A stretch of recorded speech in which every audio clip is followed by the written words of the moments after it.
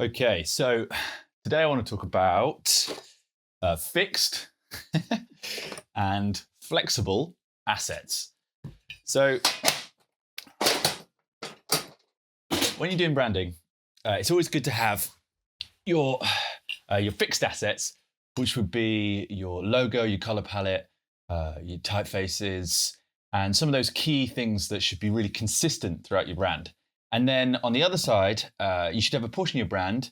I'd say a good over 50%, which is your flexible aspects to your brand. So you've got your fixed and your flexible. Now your flexible stuff, that would be more like your brand property, your if you call it like if you've got a brand language, if you've got a brand system, if you've got certain things that allow you to modulate throughout your brand. Now that's cool.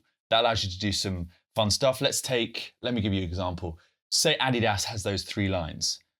So it's fixed stuff is its logo, but it's flexible stuff is when you're in that brand world or that brand ecosystem, you can have a lot of coherency rather than consistency. So the 3 lines can do stuff. They can become a landscape. They become a holding shape. They can lead the narrative from this way to that way. They can do a lot of stuff and allow you to tell a lot more stories than just having, let's say, the Ronseal approach, where you've just got the logo on everywhere. Which there is a debate between kind of consistency and coherency. I'm more of the coherent side of things. I think it's important to obviously have some fixed stuff. Like let's say Apple has their typeface and they have their logo and then the vibe of their store. But that allows, if you look at their ads and their communication and the way they tell stories, that ecosystem is very coherent, but it's very flexible. And especially if you're doing guidelines, you're doing rollout, or you're building out a system, this is a good way to sell in some of that more immersive stuff, or that more experiential stuff, or some of that more fun, maybe mostly localized to campaign stuff. You can get some really cool assets that you can build out.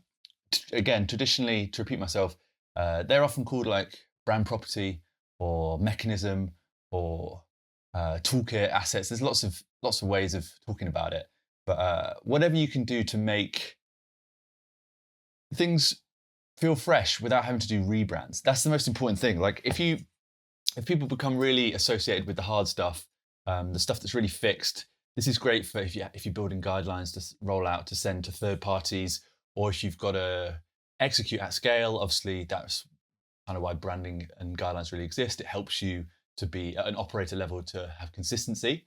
But when you hit these interesting touch points, let's say events is a great example. Events is a real good opportunity for people to have a lot of fun with their brand, because it's a very one-time thing. You can do a lot of experience stuff. You can test stuff. Event stands for in my experience when I've done stuff for brands, they always want to push it. They always want to play with it. They always want to be a lot more playful. And that kind of stuff, maybe if you're really granular, is probably a bit inconsistent with the consistent aspect, the fixed aspects of the brand.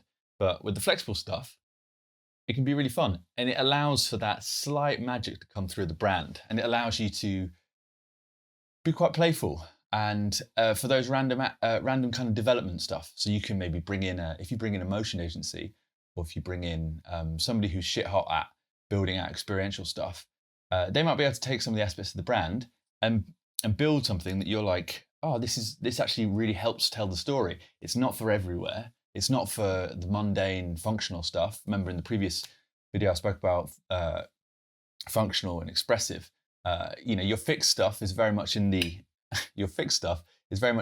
fixed aspect of your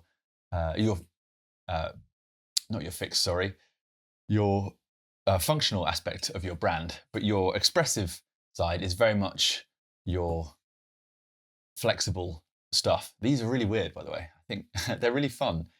I've had this since art school. You essentially do a shape and you can draw around it. It's like for really weird, complex curves that you can create a little jig for, which is a good analogy. Hence, I use this, as I'm not allowing myself to animate or do any visuals of any kind. Otherwise, these videos won't get done.